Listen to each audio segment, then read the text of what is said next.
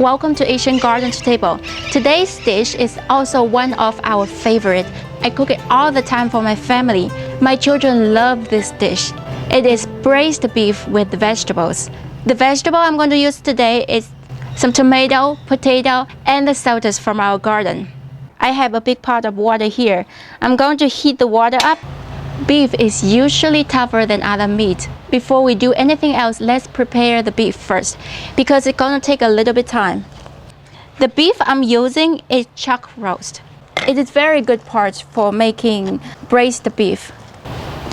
I usually remove the fat and the skin from the meat first. Instead of making the beef in cubes, I'm going to make it into thick piece. The reason I'm doing this because I have children at home. They prefer something that thinner. You can see that I keep all the skin and the fat here, and I'm going to keep them big pieces. I'm going to cook this fat and skin with the meat. I'm going to add it in the water. Don't put your finger in the water, it's very hot. Just stir it gently. I'm waiting for the water to boil. In this pressure cooker, I'm going to add about 2 cups of water. I don't usually add a lot. After I cook this, I will need to concentrate the juice. The more water you put in there, the longer time it takes to evaporate the water. For the spice, as always, I add ginger. I slice it into thick pieces. Be generous with this ginger because we have a lot of meat, and also ginger adds great flavor into the soup. Now I'm turning the heat on at high, and I'm going to wait for the water here to get boiled. While I'm heating up the water here, what I'm going to cook with the beef is my sauce paste. I'm going to cook it with the beef in the high pressure cooker. This is a lot of meat, so I add about 2/3 of teaspoon of sauce paste. So you see that there's a lot of foam. I use this thing to push the meat down to prevent it floating up. So now I can remove the foam easily. This is important because when you take the meat out, you don't want the foam attached to the meat. The foam is from the blood and whatever things stick to the meat. You don't want this thing in the soup. So here's something that I think is very important. After I boil the beef, I do not drain the water and rinse it under cold water, especially for beef. When you boil it and then rinse it under the water, the muscle will get shrink. Once the muscle gets shrink, the muscle will get tightened. Even you cook it for a very long time and try to make it loose and juicy again, it's difficult. This is some of the things I learned from many times cooking. Here I have the water boiling in the high pressure cooker, and I'm going to turn the heat at medium to keep it boiling. So I'm going to rinse the beef really well in this boiling water, add it directly into the pressure cooker.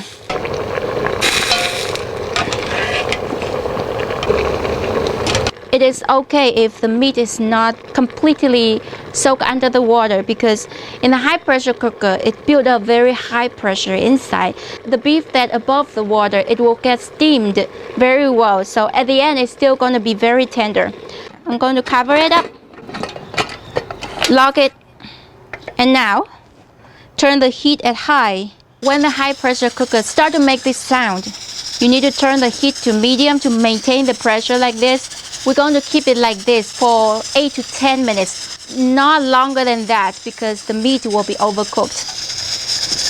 And then after that, we're going to turn the heat off, let it sit for about 5 minutes. When we get a little bit time, we're going to prepare the vegetables.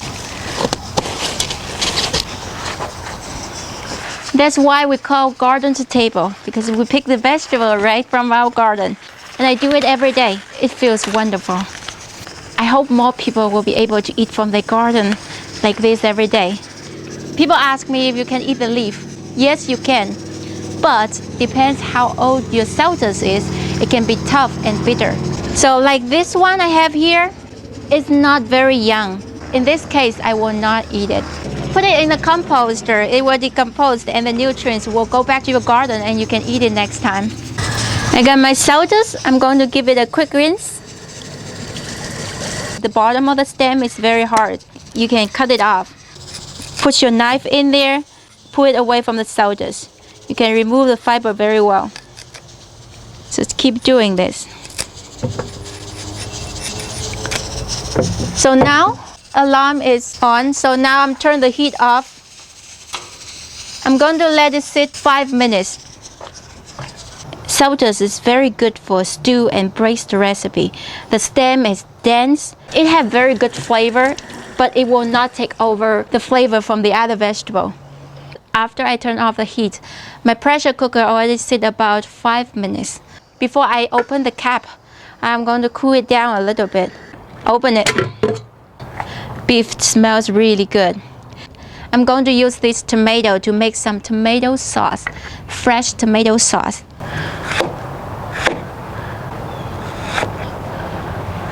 That's good. Now I turn my heat at high. Add some oil in my wok, 1 or 2 tablespoons.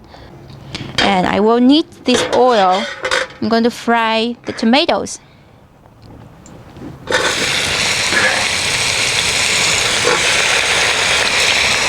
I like to fry the tomato at high heat really well until the juice come out and the juice start to dry out.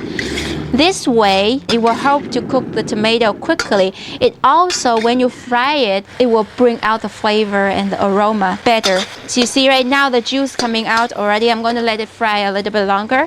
While we were doing that, I'm going to cut the potato. I just break it half. I'm going to add into wok.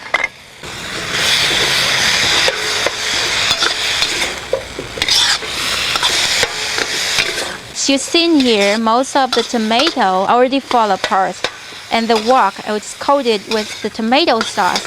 So now it is time to add in our beef.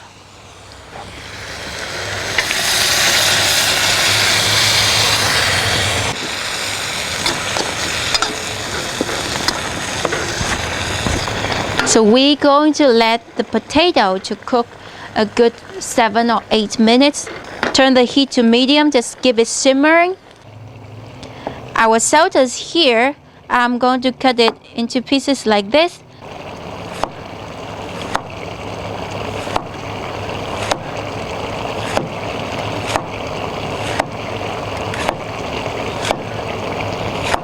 If you do not have a lot of juice, but you still need to cook your potato longer, it is better to cover it up. It may take 10 to 15 minutes. So now it is about 15 minutes. Use spatula, cut the potato. I can cut it through them and it's fully cooked, but it's still not soft yet. So now I'm going to add in our celtuce. Celtuce doesn't take very long time to get fully cooked. The same thing, you look at the sauce left in the wok. If it's still a lot of sauce, then turn the heat at high and let it boil and evaporate most of the sauce. If you do not have much sauce, then you cover it up with this one and shimmer it. I turn the heat at medium. I'm going to cover it, let it shimmer for 5 minutes. I want it a little bit soft. Sometimes celtuce can be a little bit younger, it will be tender. It takes less time to cook. Sometimes it's a little bit older and harder, it takes longer time to cook. So to test it, use the spatula, try to cut it through. If you can easily cut it, that means that it's tender enough. This much sauce is close to what I want my final dish to be. Now I can adjust the flavor. So I'm going to add salt in there. How much salt you add in there depends on how much food you have in your wok and how much sauce you have in the wok. So if you're not sure how much you add in there, taste it. It is finished. The right texture, the right flavor. As you see here, I have some very thick sauce. I don't need any starch to thicken my sauce. I do not add any soy sauce in it. The reason for that, I already have very good sauce paste in it. I have the tomato sauce, I have the potato, and this thing cooked together with the beef will add great natural umami. Now I'm going to turn off the heat. I'm going to dish it out.